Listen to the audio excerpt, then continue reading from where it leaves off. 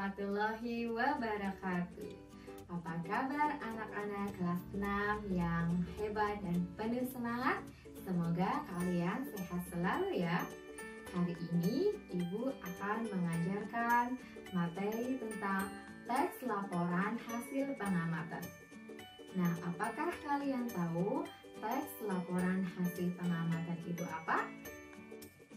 Teks laporan hasil pengamatan adalah teks yang berisi informasi berdasarkan pengamatan yang sudah dilakukan. Teks tersebut harus disajikan secara urut dan runtuh, serta berisi tentang objek yang kita amati dan hasil pengamatan. Apa saja contoh pengamatan itu? Misalnya, pengamatan perkembangbiakan hewan, pengamatan perkembangbiakan tumbuhan, pengamatan lingkungan sekitar, dan masih banyak lagi contohnya. Dan anak-anak, Ibu akan menunjukkan contoh atau format teks laporan hasil pengamatan secara lengkap. Kalian perhatikan tayangan berikut ya. Di sini terdapat laporan hasil pengamatan. Ada nama kegiatan, yaitu pengamatan makhluk hidup di sekitar. Lokasi pengamatan, di manakah lokasi pengamatannya, yaitu di Kebun Binatang Ragunan, Pasar Minggu, Jakarta Selatan. Nah, waktu pengamatannya hari Kamis 5 April 2018. Objek pengamatan atau apa yang diamati yaitu hewan yang ada di Kebun Binatang Ragunan. Hasil pengamatannya, Kebun Binatang Ragunan adalah sebuah tempat tinggal berbagai jenis hewan yang terletak di Ragunan, Pasar Minggu, Jakarta Selatan. Kebun binatang itu didirikan pada tahun 1864 dengan luas 140 hektar. Nah, anak-anak, itu tadi adalah contoh teks laporan hasil pengamatan secara lengkap. Nah, pada teks laporan pengamatan terdapat informasi penting yang dapat kita temukan pada ide pokok. Ide pokok nanti akan Ibu bahas pada pertemuan selanjutnya. Sekarang, Ibu akan membahas tentang isi pada teks laporan hasil pengamatan secara umum. Apa saja ya yang terdapat pada teks hasil laporan pengamatan secara umum? Mari simak penjelasan berikut. Pada teks laporan pengamatan juga terdapat informasi penting. Informasi penting tersebut dapat ditemukan pada ide pokok dalam paragraf. Secara umum, teks laporan hasil pengamatan berisi informasi umum, kumpulan fakta, dan simpulan atau kesimpulan.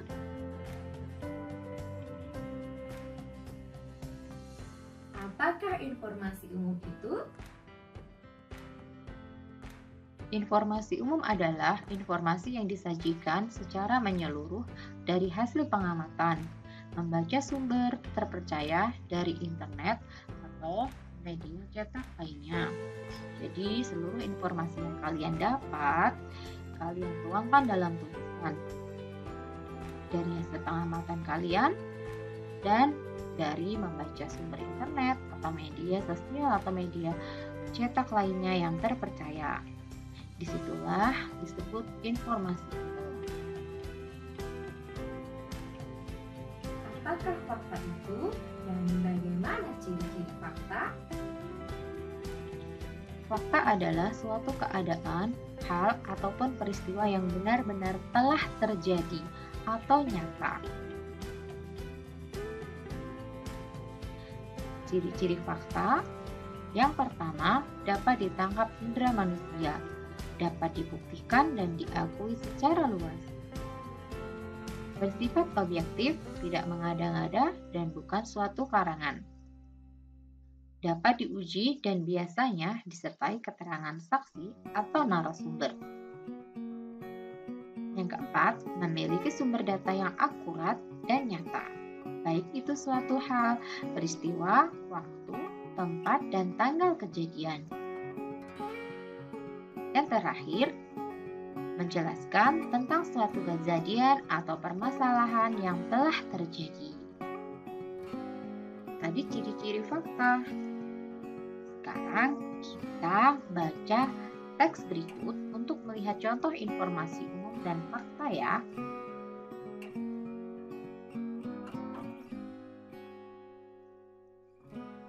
Yuk kita cari fakta pada teks ini. Jerapah. Jerapah merupakan hewan mamalia yang memiliki ciri khas. Keunikannya adalah tinggi tubuh jerapah dapat mencapai 6 meter dan panjang leher mencapai 5,5 meter. Meskipun mempunyai tubuh yang tinggi dan besar, jerapah dapat berlari dengan cepat. Makanan jerapah berupa dedaunan. Jerapah tinggal di padang rumput yang luas dan terbuka. Jerapah hidup bersama dalam kelompok. Dalam satu kelompok biasanya terdapat 10 jerapah. Jerapah berkembang biak dengan cara melahirkan. Jerapah memiliki masa hamil yang cukup lama, yaitu 15 bulan. Induk jerapah biasanya menjauh dari kawanannya ketika akan melahirkan. Setelah lahir, induk jerapah akan mengasuh anak jerapah dan melindunginya dari hewan pemangsa. Diambil dari sumber nationgeographic.co.id.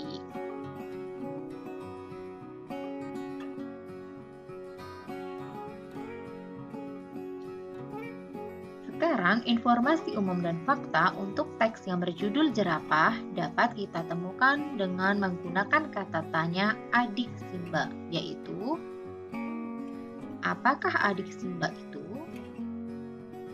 Apa? Di mana? Kapan? Siapa? Mengapa? Dan bagaimana? Itu singkatan dari adik Simba. Pertama, apa makanan jerapah? Dari teks tadi, makanan jerapah berupa dedaunan. Yang kedua, di mana jerapah tinggal? Padang rumput yang luas dan terbuka. Ketiga, kapan jerapah betina akan menjauh dari kawanannya? Yaitu ketika akan melahirkan. Yang keempat, siapa yang akan melindungi anak jerapah dari hewan pemangsa setelah anak tersebut lahir? Yaitu induk jerapah. Yang kelima, bagaimana cara jerapah berkembang biak? Yaitu dengan cara melahirkan. Dari pertanyaan-pertanyaan tersebut dapat kita temukan fakta dari jerapah, yaitu jerapah adalah hewan pemakan tumbuhan karena memakan dedaunan dan tinggal di padang rumput yang luas dan terbuka. Jerapah berkembang biak dengan cara melahirkan dan induk jerapah akan menjauhi kawanannya ketika akan melahirkan. Ketika anak jerapah lahir, induk jerapah akan melindunginya dari pemangsa. Selain fakta dari pertanyaan menggunakan kata tanya adik Simba, anak-anak boleh menambahkan pertanyaan dengan menggunakan kata tanya lain ya. Contohnya, menggunakan kata tanya berapa. Tuh, berapa tinggi tubuh jerapah, berapa panjang leher jerapah, dan berapa masa kehamilan induk jerapah. Jadi, anak-anak saat menemukan fakta, mencari fakta, kita tidak hanya terpaut pada pertanyaan adik Simba. Kita bisa menggunakan kata tanya lain yang mengacu pada teks tersebut. Jawaban dari pertanyaan kita itu bisa kita sebut fakta, asalkan pertanyaannya mengacu pada teks ya. Itu tadi adalah contoh mencari informasi umum dan fakta. Nah, sekarang kalian sudah paham? Kita lanjut ke pengertian simpulan atau kesimpulan ya. Perhatikan tayangan berikut. Apakah simpulan atau kesimpulan itu? Simpulan atau kesimpulan itu adalah ikhtisar akhir dari suatu teks atau pernyataan yang diambil secara ringkas dari keseluruhan hasil pembahasan. Jadi hasil yang kita amati tadi, kita tulis menjadi sebuah informasi umum dan fakta. Kita ringkas, kita simpulkan, jadi sebuah ikhtisar akhir. Maka itu bisa disebut simpulan. Nah, apakah ikhtisar itu? Ikhtisar adalah pendapat terakhir yang mengandung informasi berdasarkan uraian sebelumnya. Jadi pendapat terakhir kalian bagaimana? Tapi harus berdasarkan informasi pada uraian-uraian yang kalian tulis tadi ya. Ikhtisar dapat berupa fakta, pendapat, atau alasan terhadap sebuah objek. Untuk mencari tahu bagaimana langkah-langkah mencari simpulan dan contoh-contoh simpulan atau kesimpulan, kita bisa bahas pada video pembelajaran berikutnya ya. Itu tadi penjelasan dari Ibu. Semoga kalian paham. Jika kalian belum paham, kalian bisa memutar video